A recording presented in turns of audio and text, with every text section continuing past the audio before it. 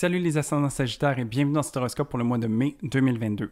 Mai, ça va être un mois vraiment tourné vers votre quotidien, vers les trucs mondains qui se passent au jour le jour et qui vont peut-être avoir des débouchés par rapport à vos relations dans lesquelles vous êtes engagé.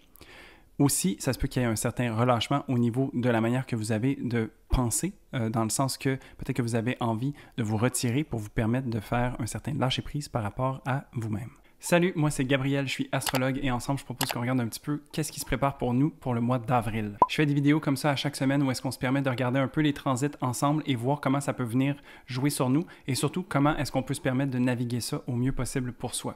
J'offre également des consultations en privé, donc si ça t'intéresse de travailler de façon plus personnalisée avec moi, je t'invite à aller voir dans la barre de description, il y a toutes les infos qui sont là, où est-ce que tu vas pouvoir prendre rendez-vous. C'est déjà ouvert pour le mois d'avril et pour le mois de mai en entier. Alors, on débute le mois du 4 au 6 mai avec le Soleil qui va rencontrer Uranus en Taureau. Ici, c'est un transit qui nous amène potentiellement beaucoup de surprises, mais un peu de déstabilisation aussi. C'est vraiment dans la suite logique des choses par rapport à l'éclipse qu'il y a eu à la fin du mois dernier, mais on est vraiment encore en train de surfer sur cette vague-là. Donc, il y a beaucoup de choses qui se passent, il y a peut-être aussi beaucoup d'énergie qui est mise à ce niveau-là. Pour vous, ça se passe dans la maison 6, donc c'est vraiment au niveau du quotidien qu'il y a beaucoup de transformations et qu'il y a beaucoup de choses déstabilisantes. Peut-être qu'on a besoin de s'ajuster, justement. Mais vous, les Sagittaires, vous êtes quand même assez bons pour être capable d'être bien flexible par rapport à tout ça, donc j'ai pas de doute que vous êtes capable de bien surfer cette vague-là. Le transit ici va venir toucher surtout au niveau de la vitalité et l'ego, donc il y a vraiment l'énergie qui est présente pour qu'on se permette de travailler les choses qu'on a envie de travailler. La maison 6 fait aussi écho au travail et au développement personnel, donc peut-être que vous êtes en train de justement vous découvrir des nouvelles passions, de voir une nouvelle façon de faire qui pourrait être intégrée à votre quotidien et qui pourrait venir faire en sorte que vous vous sentez mieux au final. Ensuite, le 10 mai, on a une rétrograde de Mercure en Gémeaux. Les rétrogradations, c'est un moment de réflexion où est-ce qu'on plonge à l'intérieur et on se permet de revoir, de revisiter, de repenser à beaucoup de choses qui se sont passées dans les dernières semaines. Donc ici, dans l'énergie du Gémeaux, on se permet de papillonner puis d'aller voir en fait les différentes avenues, les différentes perspectives qu'on peut avoir par rapport à un sujet donné. Et donc, on se permet d'avoir plusieurs points de vue qui font en sorte qu'on peut intégrer ça de manière plus profonde. Dans l'énergie du Gémeaux aussi, on peut se permettre d'être curieux, de vouloir avancer, et donc de vraiment découvrir plein de choses par rapport à soi. Pour vous, ça se passe en maison 7, donc c'est une maison qui parle de l'autre, donc des relations engagées que vous avez, que ce soit de nature amoureuse, amicale ou professionnelle. Donc vraiment ici, comment est-ce que vous pouvez vous permettre peut-être de revoir ces différentes relations que vous cultivez dans votre vie et voir comment est-ce que vous avez envie de vous positionner. Ça se peut aussi que vu que ça soit vécu dans la maison 7, que ce soit la personne avec laquelle vous êtes engagé qui est en train de vivre certains changements. Donc d'être un peu dans cette ouverture d'esprit et de se permettre de voir en fait les différentes perspectives, que ce soit par rapport à soi ou par rapport à l'autre, va vraiment vous aider à venir faire du sens de tout ça. Faites à noter aussi que cette rétrogradation va reculer jusque dans le signe du Taureau, ce qui va faire en sorte que tous les déclics qu'on fait au niveau des relations vont venir prendre leur sens dans notre quotidien. Éventuellement, on va trouver les manières logiques et concrètes de venir mettre en place ces réflexions qu'on a en ce moment. Ensuite, le 16 mai, on a une éclipse lunaire totale en Scorpion. Donc, c'est une lunaison qui va représenter une fin, une culmination assez importante et percutante, si je peux dire.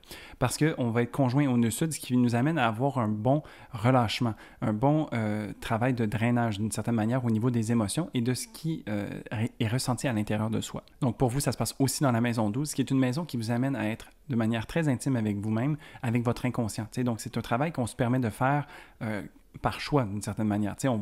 Pour travailler avec la maison 12, il faut qu'on le fasse en conscience d'une certaine manière, puisqu'on travaille sur l'inconscient. Donc, une bonne manière de faire ça, par exemple, ça serait de trouver des moyens de se retrouver seul, par exemple, où est-ce qu'on peut se permettre de cultiver un certain calme, une certaine présence à soi, une ouverture d'esprit aussi qui pourrait nous amener à vraiment venir connecter avec ces émotions-là. Ce sont des émotions qui peuvent être intenses aussi parce qu'on est dans l'énergie du Scorpion, donc où est-ce que la Lune se trouve à être en chute, et donc ça peut venir faire remonter beaucoup de choses. Donc, de se permettre l'espace nécessaire pour vivre ces émotions-là pourrait être tout à fait de mise. Et donc, vu que ça se passe dans la maison 12, peut-être que de le faire de manière plus isolée, ça pourrait être bénéfique pour vous. C'est vraiment l'image que j'ai pour cette lunaison, c'est de crever l'abcès. Donc, c'est de voir en fait qu'on a peut-être certains maux qui nous assaillent et de se permettre de crever cet abcès va, oui, faire mal, mais éventuellement nous permettre une guérison et nous permettre de nous sentir mieux par la suite. Donc, ça demande beaucoup de courage, ça demande une certaine volonté aussi de regarder ces choses-là en face, mais sachez que vous avez les outils nécessaires à ce moment-là pour le faire. C'est une pleine lune, sauf que je ne conseille pas de manifester à ce moment-là parce que les énergies d'une éclipse sont toujours un peu chaotiques et assez fortes. Donc, si on a quelque chose de précis en tête qu'on aimerait voir, ben, il faut quand même être ouvert à la possibilité que ça ne soit pas ça qui se manifeste. Alors, je dirais que la meilleure façon de vivre les éclipses, ce sont de les vivre pleinement avec ce qui est proposé et puis de se permettre de le vivre au mieux possible avec les énergies qui sont là. Ensuite, du 16 au 19 mai, on a Mars qui va rencontrer Neptune dans le signe des Poissons. Ici, Mars n'est pas très dans l'action ou dans l'assertivité. C'est un Mars qui est plus réceptif et au calme d'une certaine façon. Il va suivre le flow et il va vraiment connecter avec ses émotions pour savoir s'il a envie d'agir. Donc, c'est pas le Mars le plus fougueux, mais c'est un Mars qui va peut-être vouloir agir pour les autres ou va vouloir avoir l'autre en conscience pour se permettre d'agir comme il est juste pour lui.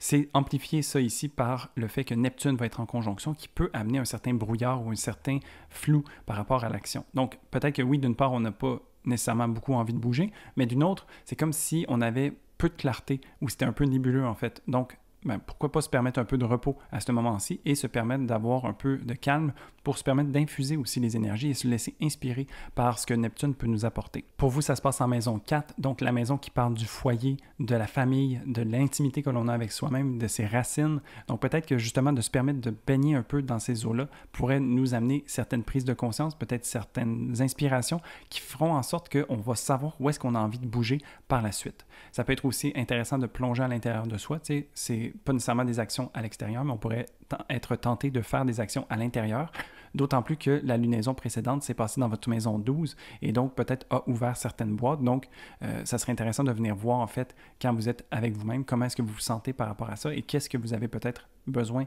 de couper. Ensuite, le 21 mai, on a le Soleil qui rencontre Mercure en Gémeaux. Ce qui s'appelle un quasimi, c'est aussi un moment qui marque la moitié de la rétrogradation de Mercure. Donc, on a eu Mercure qui a réfléchi à beaucoup de choses et ici, la rencontre avec le Soleil vient représenter des déclics. Alors ici, toutes les réflexions commencent à prendre du sens. On voit comment les choses vont pouvoir se placer et aussi, c'est vraiment un moment eureka d'une certaine façon où est-ce qu'on sait, ah, ok, je me suis promené un petit peu partout, maintenant je sais que c'est ça et ça que j'ai envie d'agir dessus et de se positionner de cette manière-là. Tu sais.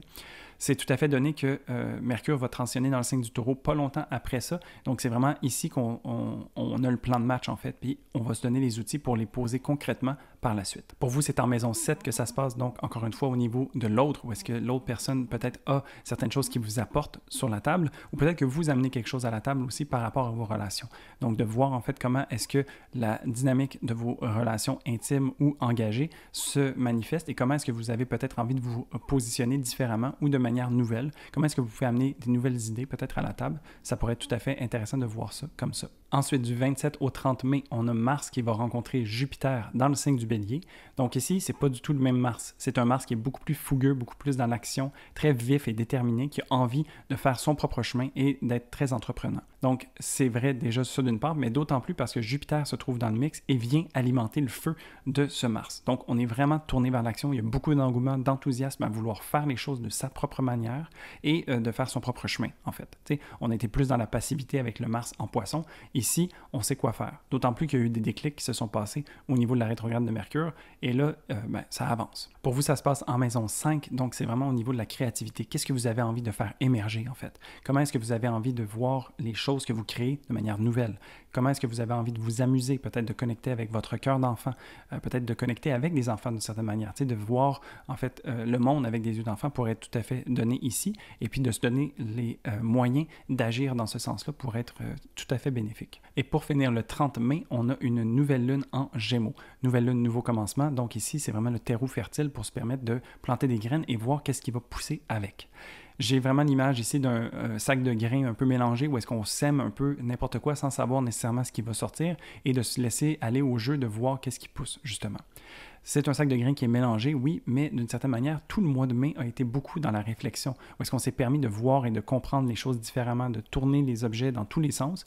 Et dans le fond, ce sac a été bien choisi et cultivé pour qu'on soit capable de savoir, oui, il va y avoir une surprise, mais on sait quand même à quoi s'attendre un petit peu. Donc, c'est vraiment ici un peu la saveur de cette nouvelle lune qui nous amène un nouveau départ et qui nous amène beaucoup de curiosité et de découverte par rapport à soi-même. Cette lunaison se passe en maison 7 toujours avec le Gémeaux et donc vraiment c'est au niveau de vos relations. Qu'est-ce que vous avez envie de voir fleurir? Comment est-ce que vous avez envie que les choses évoluent et se dynamisent d'une certaine façon?